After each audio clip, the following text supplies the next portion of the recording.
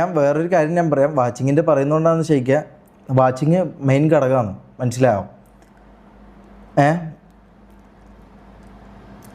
വേണ്ടടാ, നല്ല ആർപ്പീസ് ചെയ്യാം, മനസ്സിലായോ?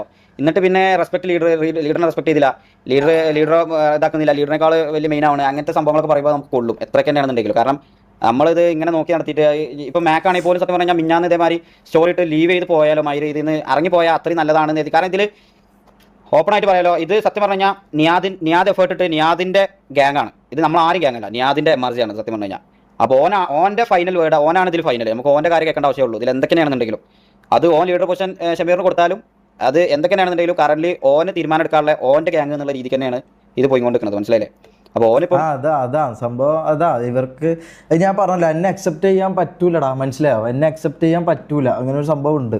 അതിപ്പോൾ എന്തെല്ലാം ഞാൻ ഇനിയിപ്പോൾ ഇതാക്കി എന്ന് പറഞ്ഞാലും എന്നെ അക്സെപ്റ്റ് ചെയ്യാൻ പറ്റുമെന്ന് എനിക്ക് തോന്നുന്നില്ല. ഓൻ്റെ ബാഡ് ടൈംസും ഓൻ്റെ കാര്യം ഓൻ്റെതായ കുറച്ച് തിരക്കുകളും ഉണ്ടായതുകൊണ്ടാണ് നമ്മൾ ഓനെ ബുദ്ധിമുട്ടിക്കണ്ടെന്ന് കരുതി കുറേയൊക്കെ നമ്മൾ ഒഴിവാക്കുന്നത്.